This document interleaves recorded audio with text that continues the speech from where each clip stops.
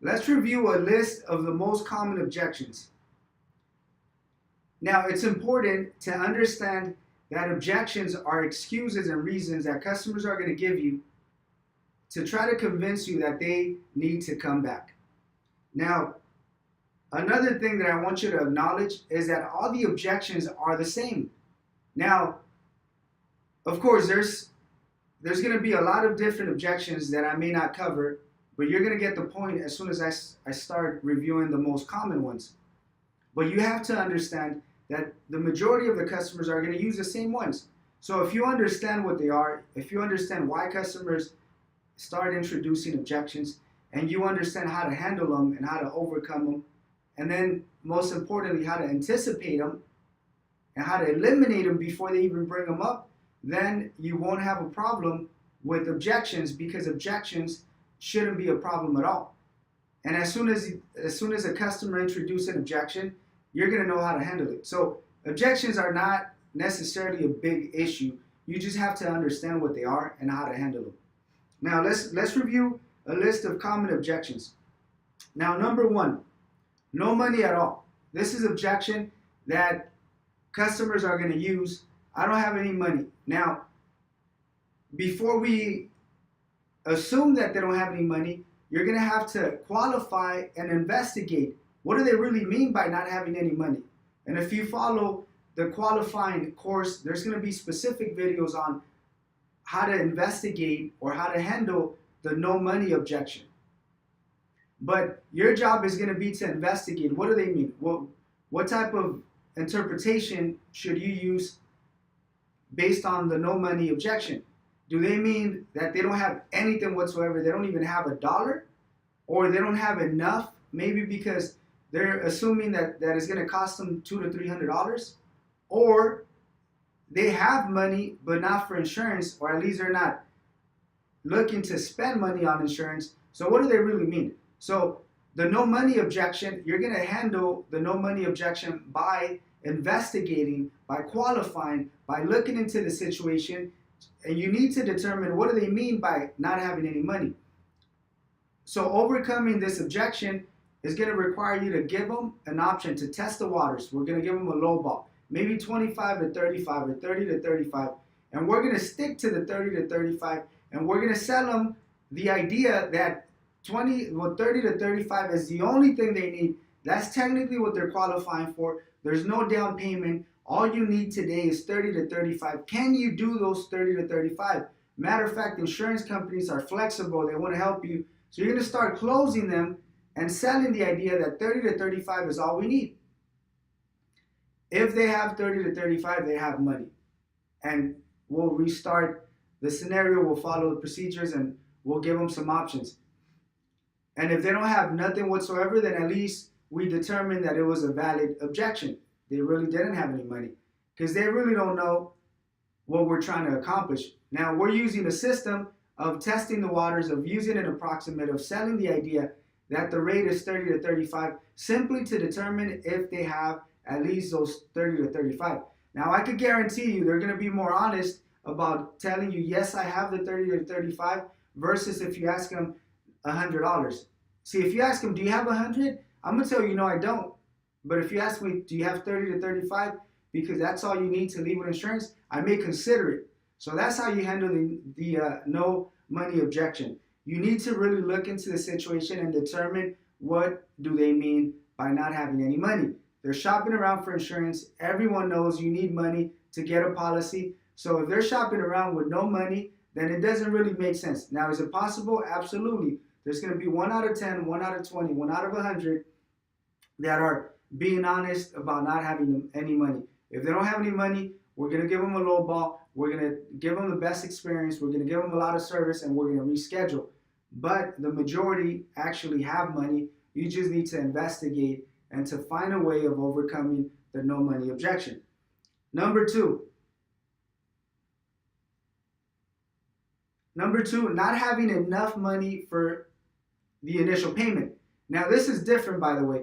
The no money is just someone that's going to tell you from the beginning, look, I don't have any money.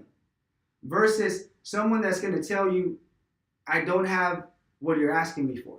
So I'll give you an example. Let's say we give them 150 to 220, and they're going to tell you, look, I don't have the 150. So then you're going to find out how much is submission. Let's just assume that submission is $100. So you're going to tell them, look, I need a minimum of $100. Now this client already confirmed that they had the monthly payment. So let's assume that the monthly payment was $70. So they told you I have $70. So when you gave them the approximate of 150 to 220, they told you, look, I don't have 150. So you looked into the system, submission is $100. So now you're going to close them, or you're going to try to close them on $100, which is submission, and then we can help them with a balance. So they're going to tell you, I don't have 100, I just have 70. So you're going to ask them, well, what's the most you could do? They're going to tell you $70 is my max. Now this is an objection. I don't have enough money to cover submission. Now, let's go back and review the concept of it. You gave them a monthly payment of $70. They told you they have the $70. You gave them the approximate, and then you lowered it to bare minimum, which is submission of 100. And they told you, I don't have 100. And you asked them, how much do you have? And they said, I only have 70. Well, first of all, there's no way that they walked in with the exact monthly payment without knowing the exact monthly payment. So I wouldn't be able to believe it. I refuse to believe that they only have $70. There's no way, because it would be too much of a coincidence for them to physically walk into the office with the exact monthly payment and for them not to have anything else besides those $70. See, I understand the objections and I know why customers use them and I know how to handle them. So I would automatically, I refuse to accept the fact that they don't have the 100. From 70 to 100 is only $30. So the way you're going to handle this objection is simply by using real life examples, adding value, making it tangible, and convincing them that those $100 is the bare minimum and they need to use $100 to leave with insurance. If they have $70, $100 is only an additional $30. So you have to use an aggressive but an honest and a quality service approach where you're going to emphasize that your goal is to help them. This is not money that is being calculated towards the agency. This is the bare minimum that the insurance company requires to activate the policy. So once again, to handle this objection, you're going to add value, you're going to make it realistic, you're going to make it tangible, you're going to use real life examples, and I guarantee you they'll be able to pay those $100. Now, the most important thing is for you to understand that they're just giving us an excuse. They're giving us a reason why they want to leave, but realistically, they're capable of making the payment. Number 3, I need to talk to my spouse. Now, this is a common one. Now, there's going to be a lot of tools within the closing course on how to handle the objection of I need to talk to my spouse. But I'll give you a quick example. Now, number 1, you have to understand that the customer's in the office. Most likely, if the spouse realistically needs to be involved, they already had a conversation prior to your customer making a decision to walk into the office.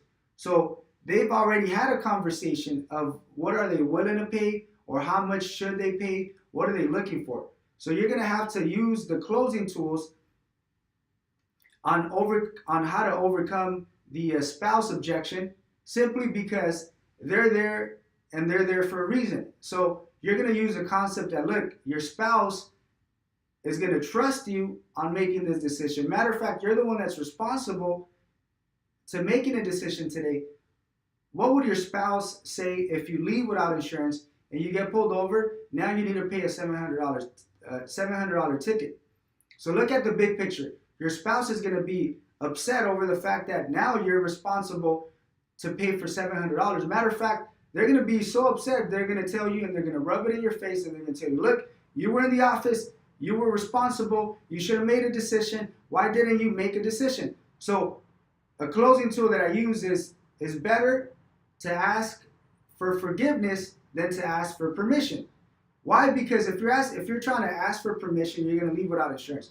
If you ask for forgiveness, which means if the spouse is not 100% satisfied, you could always tell your customer, look, just ask for forgiveness. Just tell the customer, tell your spouse that unfortunately your duty was to make a decision, and the only way that you were able to make a decision is by leaving with insurance. And technically, that's the reason why they send you there, to make a decision, not to shop around, not to look for options. So use this concept when overcoming the spouse objection. Now, number 4, they like the quote, but they need to come back later. Now, this is a funny one. It makes me laugh. I like everything, but let me come back. I like everything, but let me think about it. So truly what they're telling you is, I don't like something. I don't like the initial payment. So you have to understand what they're trying to tell you. So you don't have to rub it in their face and tell them, look, I know you don't like the price, but at least you know, because you confirmed and they told you they were ready. They told you they were satisfied with the monthly payment at one point, even with the approximate. So maybe now they're telling you they like everything, they just need to come back because they're not satisfied with the initial payment.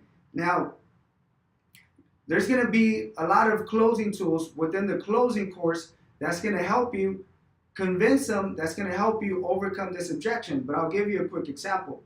Now, number 1, they've already invested a lot of time, so it only makes sense for them to make a decision to leave with insurance, simply because if they leave without insurance, they're going to have to come back and waste more time.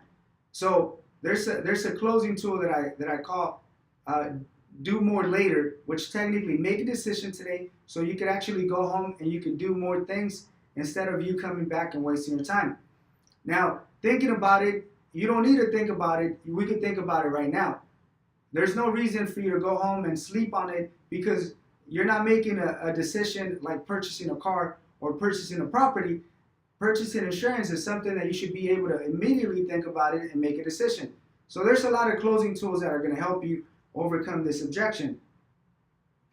Number 5, looking for a lower rate. So they're going to tell you, I like the price, but I'm still looking for something lower. So in this case, you're going to have to investigate. To overcome this objection, you're going to have to investigate, and which is part of qualifying, by the way. You have to understand, what type of mentality do they have? What are they looking for? If you're giving them $70 a month and they're telling you, look, I'm still looking for something lower, so I need to stop and I need to understand, what are you looking for? And how are you making your conclusion? If you're looking for $40 a month, did you ever pay $40 a month? Or how are you assuming that you're able to make $40 a month, that you're able to make a payment of $40 a month, that you qualify for $40 a month? So to overcome this objection, you're gonna have to qualify and investigate how are they coming up with those numbers. And you're gonna have to add value and re-emphasize, re-educate them on justifying factors, on loss ratio, and you're gonna have to add a lot of value to persuade them on making a decision and to educate them on the concept that the $40 a month that they're looking for are not realistic. Number 6, time issue. I don't have any time. I'm in a rush. I don't have any time. I need to leave. I need to go to work. Well, one of the things that I want you to do, keep in mind within the qualifying process, always ask, do you have 15 minutes, 20 minutes? It's going to take 15 to 20 minutes. Is that something that you have available? Can you spare 15 to 20 minutes? Now, the majority of the time they have time. The majority of the customers, they're going to have enough time. They're going to give you this excuse after you give them the numbers. They're going to say, look, I'm in a rush. I need to go. I guarantee you, and you're going to witness this, there's going to be 90% of the customers that use the time issue that are going to spend 45 minutes more, or 45 minutes, they're going to stay 45 minutes more after they brought the time issue, simply because you have to give them what they're looking for. You have to give them value. You have to give them service. And you have to make it realistic. Now, to handle this objection, first of all, you need to eliminate the time, the thoughts of time and the thoughts of being in a rush. So you're going to tell them that it only takes an additional 2-3 minutes. Tell them we're done, we're almost done. It only takes 2 to 3 minutes. Just bear with me. Just stay focused. We're almost done. Just let's stay within the conversation. Literally, we're on the last step. It doesn't matter if you're barely starting. and then add value. See, the thing is, you have to distract them. You have to distract their negative thoughts of the time being an issue for you to be able to focus on the big picture, which is the value of leaving with insurance. So the way you're going to handle the no time issue, first of all, you're going to sell them the idea that you're almost done to distract them from their thoughts, and then you're going to keep adding value, and you're going to keep selling the idea that within a couple minutes they'll leave with insurance. Use the tool that they've already invested 10, 15, 20 minutes. It wouldn't make sense for them to come back and have to invest the same time. Number 7, let me go back to my agency. Let me go back to the company that I had to see what options they will offer. Now, it's easy to handle this objection. First of all, you're going to do the loss ratio and you're going to re-quote them with their previous company. Matter of fact, we do this from the beginning. So this objection may not be an objection that you're going to encounter because we're already anticipating this objection and we're taking care of this objection from the beginning. But if they ever bring it up, and if you followed procedures and you re-quoted them prior, all you have to do is just go back and re-emphasize. Look, I have the company that you work with. I have your previous company is one of the companies that I offer. As a matter of fact, they're offering something higher. And you can use a demonstration approach by showing them the FSC and the company, and of course, give them an idea that the price is higher to persuade them, to sell them the idea that they truly don't need to go back. So that one is pretty simple. You just need to educate them and demonstrate how you have that information. They don't need to waste their time to go back to the other agency because we could give them that information ourselves. Number 8, not ready, just need to shop around. There's going to be customers that are going to tell you, look, I just need to get 5 quotes. I need to get 7 quotes. I don't make a decision on the first stop or the first company. I need to leave. I need to come back. Just give me the options. So this one is actually not too difficult. First of all, you're going to educate them on the concept of shopping around. You're going to give them the pros and cons, the negatives of leaving and shopping around. And you're going to sell them the idea that we work with 70 different companies. So matter of fact, it's equivalent to them shopping around and going to 7 to 10 different agencies. So you're going to sell them the idea that shopping around is not always a good thing. Definitely encountering unethical agents and wasting time and being treated unfairly or getting bad service versus making a decision, the benefits of making a decision with us, especially since we work with 70 different companies. So you're going to have to gain their trust. You're going to have to add value. You're going to have to educate them. And you're going to have to re-qualify them again before you continue. But it shouldn't be a difficult scenario. It shouldn't be a difficult objection. Number 9, customers that are afraid of making a decision simply because maybe they got ripped off or maybe they encountered negative service. Maybe the options that they gave them at a different company were not the options that they wanted, or maybe they lied to them. They were misled. They told them they had full coverage and realistically they only had liability. Now, to handle this objection is pretty simple. You're going to follow the sales procedure, the sales structure, and the sales structure is going to force you to offer so much information to sell the idea of quality service, to sell yourself, to sell the company through the whole sales conversation. So if they bring this up at any point, you're just going to keep emphasizing, look, we are the right company. I'm the right agent. I'm the right professional. I take care of my customers. 90% of my clients are willing to leave with insurance simply because they trust me. 90% of my clients are satisfied, 100% satisfied, simply because I go the extra mile. So overcoming this objection is not that difficult. It just requires an emphasis on service. Now, if you're following the procedures and you're offering service from the beginning, this objection will be eliminated because you're anticipating this objection. And the way you're overcoming this objection is by offering quality service, gaining their trust, using your charisma, breaking the ice, offering so much information, adding value. So at the end, there's no reason why they should bring this objection. So these are a few of the common objections, the actual objection, and how to overcome each objection. So once again, the most important thing is to understand what objections are, which are excuses and reasons why customers want to leave, and to have the tools to overcome them. Now you're going to go through a lot of different courses, such as justifying course or closing course or justifying the down payment course or simply market knowledge course. All of these courses are going to help you obtain the tools necessary to overcome every objection.